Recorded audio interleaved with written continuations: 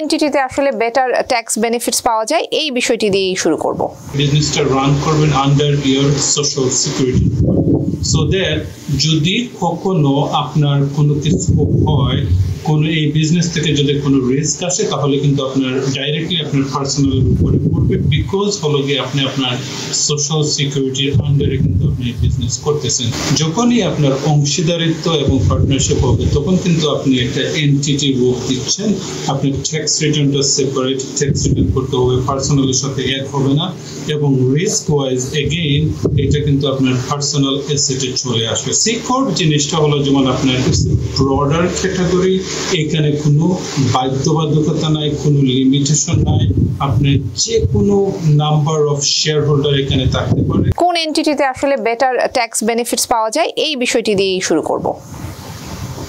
জি, ধন্যবাদ আপনাকে, এবং ধন্যবাদ এর সাথে TPN24 সকল দর্শকদেরকে যারা এই মুহূর্তে টিভি সেটের সামনে বসে আমাদের প্রোগ্রামটা দেখতেছেন অথবা পরবর্তীতে সোশ্যাল মিডিয়াতে দেখেন।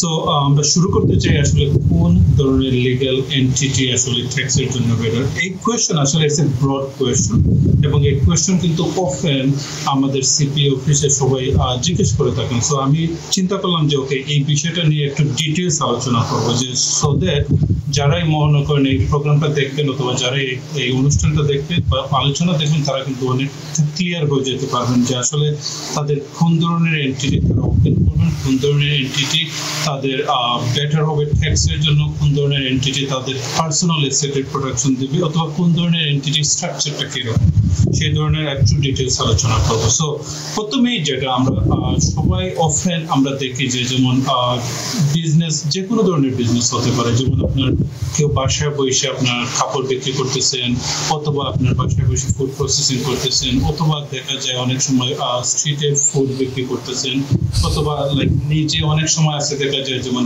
ট্যাক্স প্রিপারেশন আছে, অনেক ধরনের সার্ভিস আছে যারা আমরা আসলে প্রথমে শুরু করি কি আপনার যে সোল প্রোপ্রাইটর হিসেবে, লাইক একেবারে বিগিনিং, একেবারে স্মল পরিসর। এটা শুরু করার কারণ হলো যে যেমন আপনি জানেন না আসলে যে আপনার এই বিজনেসটা এই এরিয়াতে এই সময়ে এই লোকালে আপনার কাস্টমার আছে কিনা বা ডিমান্ড আছে কিনা।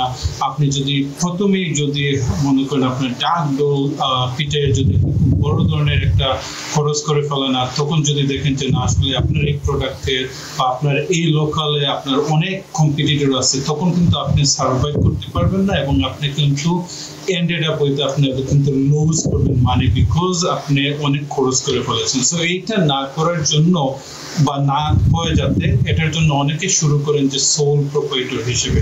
না, what is sole proprietor? Sole proprietor জিনিসটা হলো যেমন আপনি কোনো প্রাতিষ্ঠানিক গ্রুপ না দিয়ে আপনি যে কোনো একটা নাম চুজ করতে পারেন, বিজনেস যে কোনো ধরনের একটা বিজনেস নাম দিয়ে, বাট আপনি আপনার এই বিজনেসটা রান করবেন under your social security, so that যদি কখনো আপনার কোনো কিছু হয়, কোনো এই বিজনেস থেকে যদি কোনো রিস্ক আসে, তাহলে কিন্তু আপনার ডাইরেক্টলি আপনার পার্সোনালের উপরে পড়বে, বিকজ হলো গিয়ে আপনি আপনার সোশ্যাল সিকিউরিটির আন্ডারে কিন্তু আপনি বিজনেস করতেছেন। সো ট্যাক্স ওয়াইজ এটা হলো যেমন আপনার risk wise, there is a risk.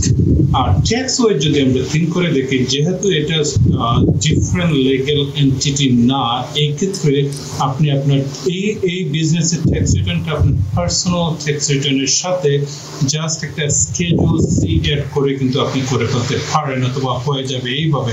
So that আপনার ট্যাক্স ওয়াইজ দেখা যাচ্ছে যে আপনার তেমন একটা কমপ্লেক্স নাই, তেমন একটা এক্সপেন্সও হবে না। যখনই আপনি একটা কর্পোরেশন অথবা এলএলসি ট্যাক্স রিটার্ন করবেন, তখন কিন্তু ট্যাক্স প্রিপারেশন ফিটাই হাই হবে, বা যদি এটা সোল প্রোপ্রাইটর হয় তাহলে কিন্তু আপনি অনেক কস্ট আপনি সেভ করে ফেলাইতেছেন, বিকজ এটা সিম্পলার, এটা কিন্তু আপনার পার্সোনাল ট্যাক্সের সাথে হবে। সো সোল প্রোপ্রাইটর হলে আপনি কি কি সুবিধা পাচ্ছেন? নাম্বার ওয়ান, আপনি বিগেস্ট কোনো এক্সপেন্স যে রেজিস্টার করার ক্ষেত্রে যে এক্সপেন্সটা আছে সেই এক্সপেন্সটা আপনি সেভ করতেছেন। দুই, আপনি টেস্ট করতে পারতেছেন যে আপনি যে সার্ভিসটা নিয়ে যে প্লেসে আসতেছেন এটা কি আপনার জন্য ফলপ্রসূ হবে কিনা, আপনার নেক্সট স্টেপে যেতে সুবিধা হবে কিনা। আর নাম্বার থার্ড যেটা সেটা বললাম যে আপনার আপনার ট্যাক্স প্রিপারেশন ফি এটাও কিন্তু কম লাগবে। বাট এটাতে একটা লাইক ব্যাড সাইড, তবে ডিসঅ্যাডভান্টেজ হবে যদি কোনো কারণে এই বিজনেসটার উপরে আপনি সু হয়, তাহলে কিন্তু আপনি ডাইরেক্টলি আপনার পার্সোনালের অ্যাসেটের উপরে পড়ে যাবে, বিকজ হলো গিয়ে আপনি এই বিজনেসটা রান করতেছেন আপনার নিজের সোশ্যাল সিকিউরিটির আন্ডারে। সো এটা হলো আপনার সোল প্রোপাইটার। সেকেন্ড যে অপশন যেটা অনেকে চুজ করতে পারেন সেটা হবে যেমন পার্টনারশিপ, রাইট? সো পার্টনারশিপ আমরা বাংলায় বলি অংশীদারিত্ব, রাইট? সো যখনই অংশীদারিত্ব হয় তখন কিন্তু আর একজন পার্সন না, that means more than one people তারা কিন্তু একসাথে এক হয়। তারা বলে যে ওয়েল আমরা ইদার সেম সার্ভিস দুজনে প্রোভাইড করব, অথবা অনেকে মনে করে যে ওয়েল আমি কাস্টমার রিলেশনশিপে ভালো, তুমি ফুড প্রসেসিং এ ভালো, তুমি ফুড প্রসেসিং বানাবে, আমি কাস্টমার হ্যান্ডেল করবো। সো দেন আমাদের এই বিজনেসটা কিন্তু একসাথে ফর্ম হয়ে যাবে এবং এই বিজনেসটা হয়ে যাবে আপনার পার্টনারশিপ অথবা অংশীদারিত্ব। যখনই আপনার অংশীদারিত্ব এবং পার্টনারশিপ হবে তখন কিন্তু আপনি একটা এন্টিটি রূপ দিচ্ছেন। আপনি ট্যাক্স রিটার্নটা সেপারেট ট্যাক্স রিটার্ন করতে হবে, পার্সোনালের সাথে এক হবে না, এবং রিস্ক ওয়াইজ এগেইন এটা কিন্তু আপনার পার্সোনাল অ্যাসেটে চলে আসবে। সো পার্টনারশিপ যখনই আসে তখন আপনার রেজিস্ট্রেশন ফি, আপনার ট্যাক্স ওয়াইজ ডিফারেন্ট এক্সপেন্স আসবে, এবং এর সাথে সাথে কিন্তু আপনার যে পার্সোনাল অ্যাসেটের যে প্রোডাকশন ওটাও কিন্তু পাবেন না, আপনার রিস্ক হয়ে যাবে। সো এটা হলো কি আপনার পার্টনারশিপ। নাম্বার থার্ড যেটা সেই সিচুয়েশন অথবা সেই অপশনটা ইউজ করতে পারেন আপনার, যেটা হলো কি আপনার কর্পোরেশন, রাইট? না, যখনই আপনি কর্পোরেশন শুনেন ওখানে অনেকে আপনার কর্পোরেশনের ভিতরে কিন্তু দুই ধরনের কর্পোরেশন থাকতে পারে। একটাকে বলা হয় সি কর্প আর একটা বলা হয় S corp, right? So C corp জিনিসটা হলো যেমন আপনার ব্রডার ক্যাটাগরি, এখানে কোনো বাধ্যবাধকতা নাই, কোনো লিমিটেশন নাই, আপনার যে কোনো নাম্বার অফ শেয়ার হোল্ডার এখানে থাকতে পারে, এবং শেয়ার হোল্ডাররাও কিন্তু আপনার ফরেন হতে পারে। যেমন বাংলাদেশ থেকে কেউ এখানে কিন্তু ইনভেস্টমেন্ট করতে পারে, এবং বাংলাদেশ থেকে কেউ কিন্তু এখানে সি কর্প রেজিস্ট্রেশন করতে পারে এবং বিজনেস করতে পারে। সো সি কর্প হলো কি আপনার broader, there is no boundary, there is no limitation, একটা লিগ্যাল এন্টিটি।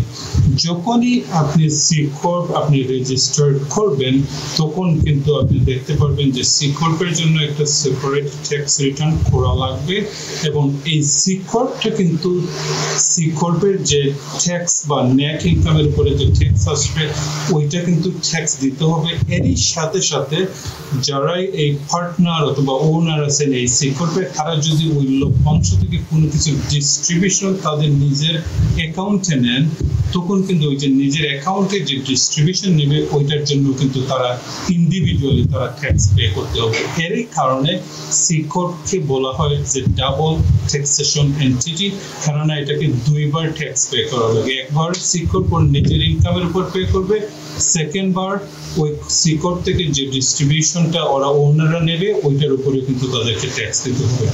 এই অসুবিধাটা দূর করার জন্য অনেকে বলেন যে হোয়াট ইজ দ্য লাইক আমার সেকেন্ড অল্টারনেটিভ, আমি এই দুইবার ট্যাক্স দিতে চাই না, আমার কাছে অপশনটা কি আছে?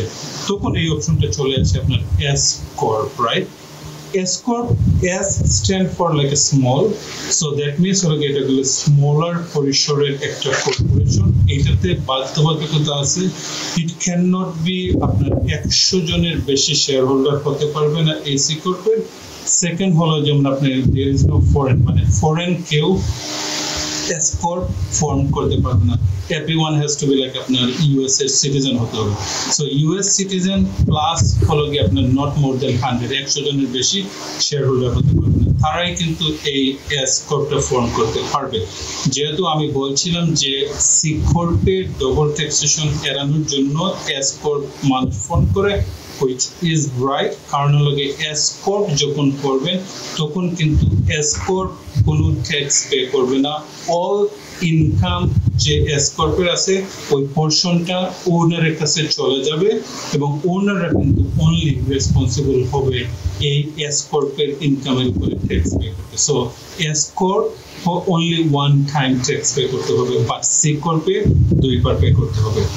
এরপরের ক্যাটাগরিতে যদি আমরা আসি তাহলে আমরা দেখতে পারবো যে LLC, there is another legal entity type যেটাকে নাম হলো যে আপনার limited liability corporation, which is like আপনার অনেকের মুখে মুখে এটা থাকে LLC, এবং this is could be like এটাকে বলা হয় একটা one of the most, একটা সবচেয়ে বেনিফিশিয়াল লিগ্যাল এন্টিটি। এবং লিগ্যাল এন্টিটি কিসের জন্য লিগ্যাল এন্টিটি এটা বেনিফিশিয়াল আমি একটু আলাপ করবো, একটু ডিটেইলস।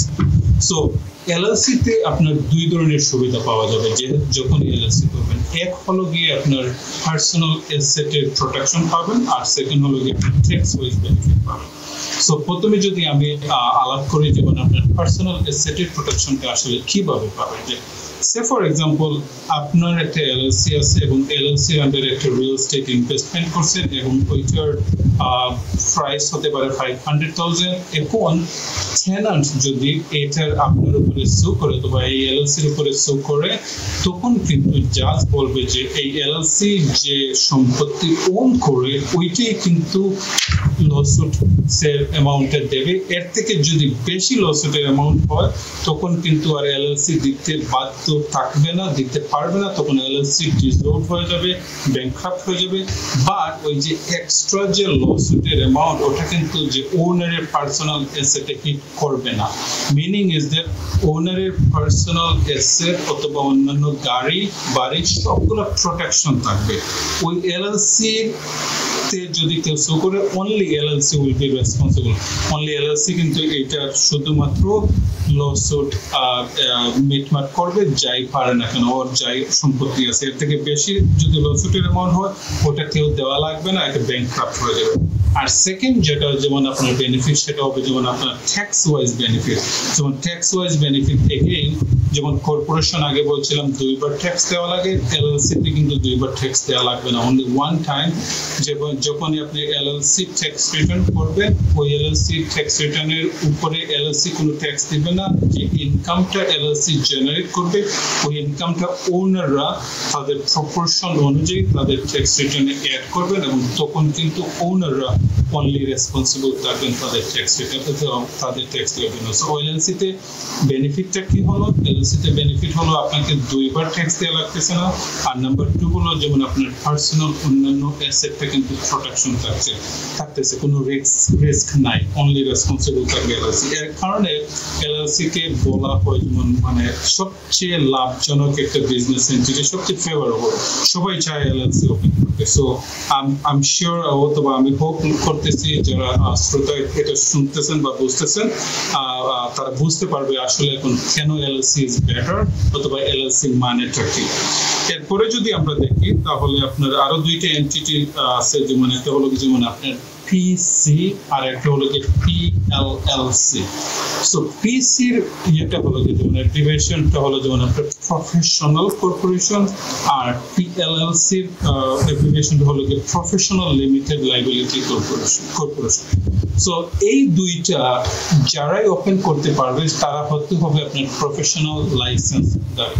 প্রফেশনাল লাইসেন্সদারি কারা? যারা RN registered nurse, doctor, lawyer, attorneys, therapist, like a CPA, those kind of like a people যারা actually professional, যারা actually লাইসেন্স হোল্ড করে তারাই কিন্তু ওই ধরনের কর্পোরেশন ওপেন করতে পারে। এখন পিসি সেম as আপনার সি কর্পের মতো ট্যাক্স ওয়াইজ এভরিথিং কাজ করবে, আর পিএলএলসি টা হবে আপনার এলএলসি এর মতো ট্যাক্স ওয়াইজ এবং পার্সোনাল অ্যাসেটের প্রোটেকশন পাওয়া যাবে। So this is like additional, এটা শুধুমাত্র লিমিটেড করা হয়েছে সার্টেন প্রফেশনালের জন্য, অনলি তারাই কিন্তু এটা ওপেন করতে পারবে। But regular C corp, regular LLC, anyone can open. এবং that business could be any types of business, এটা গ্রোসারি হতে পারে, রেস্টুরেন্ট হতে পারে, 99 সেন্ট স্টোর হতে পারে, কাপড়ের দোকান হতে পারে, এনি ধরনের হতে পারে। বাট প্রফেশনাল এবং পিএলএলসি অনলি যারা প্রফেশনাল তারাই কিন্তু ওপেন করতে পারবে।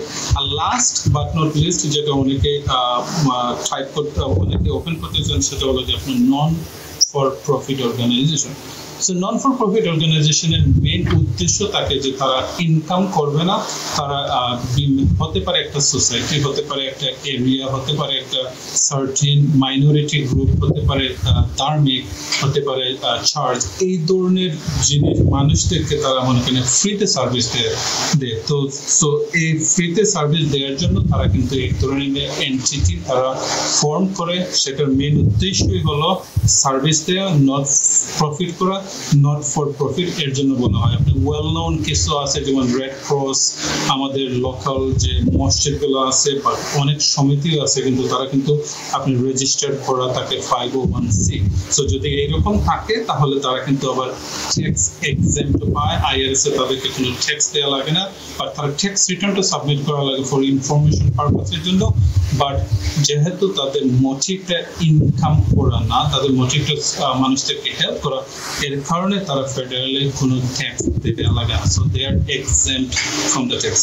So I hope corporation related অথবা লিগ্যাল এন্টিটি রিলেটেড যারা বিজনেস করার চিন্তা ভাবনা করতেছেন বা শুরু করছেন বা ভেরি আর্লি স্টেজ রিসার্চ করতেছেন, তারা কিন্তু বুঝতে পারবেন এখন আসলে তারা কোন ধরনের লিগ্যাল এন্টিটি তারা ওপেন করতে পারেন, কোনটার সুবিধা কি, কোনটার অসুবিধা কি।